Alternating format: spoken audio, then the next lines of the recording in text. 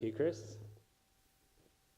So as Chris said, my name's Tim Duggan. I'm the publisher and co-founder of Junkee Media. We are a millennials publisher in Australia, and I'm going to talk about this scariest graph that I have ever seen. Now, this graph is based off some research that we do that Chris mentioned. This is the past 6 years worth of data that we do. We team up with a research company in Australia called Pollinate Research, and we've spoken to over 20,000 people over the past 7 years. And I'm going to talk about a scary graph today. This here is a pretty scary graph. This is carbon dioxide emissions over the past 600,000 years. And that is Al Gore on a scissor lift. This is a pretty scary graph, but this is actually not the scary graph that we're going to be talking about today. I just Googled scary graph and that one came up. The scary thing we're going to be talking about today is that we've asked 20,000 people over 7 years, where do you get your news from? So these are 20,000 16 to 35-year-old Australians. And it has been scary to kind of watch this evolve over the past 7 years.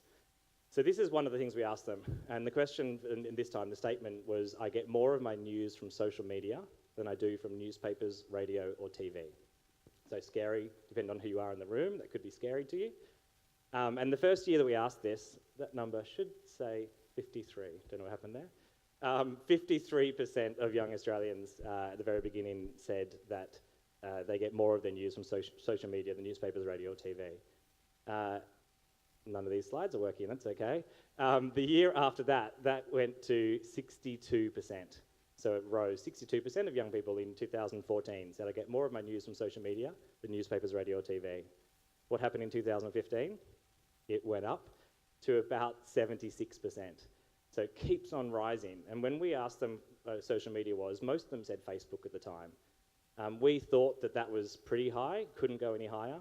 And then in 2016, it went up to 82%. So 82% of all young Australians saying they get more of my news from social media than newspapers, radio, or TV.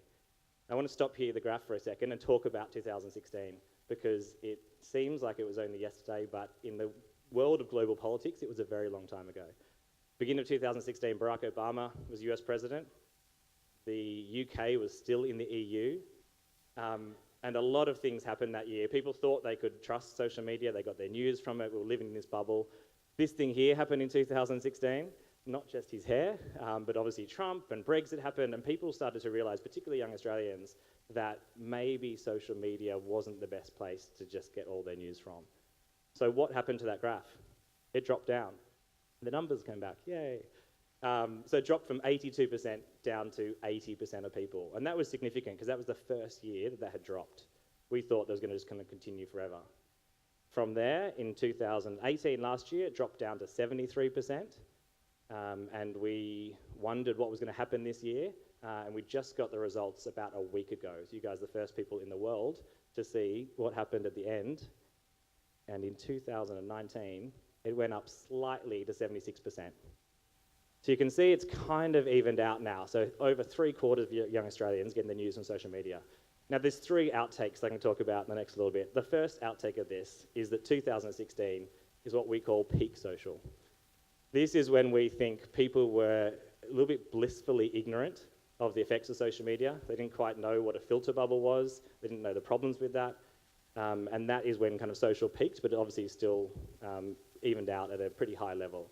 The second outtake is that I'm talking about Australian millennials here, but for everyone in this room, millennials are going to be your audience over the next 10 to 20 years. So stuff like this is really important.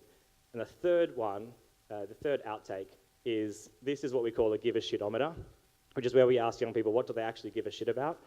There's a lot of data up here, but you can see the top things, and the next slide will highlight them in a second, are news topics. So the top things are things like sustainability and the environment, things like gender equality, social equality, poverty alleviation, refugee rights. All of these important things which are news are what young people really give a shit about.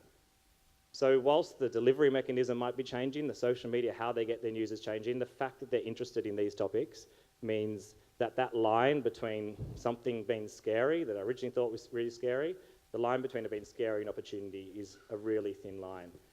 So at the beginning, when I thought that this was the scariest graph that I had ever seen, I'm now going to finish by putting a question mark on there, because I actually don't think it's the scariest graph I've ever seen. I think it's the graph with the most opportunity. If anyone wants to chat, feel free to find me afterwards or find me on Twitter at Tim Duggan. Thank you.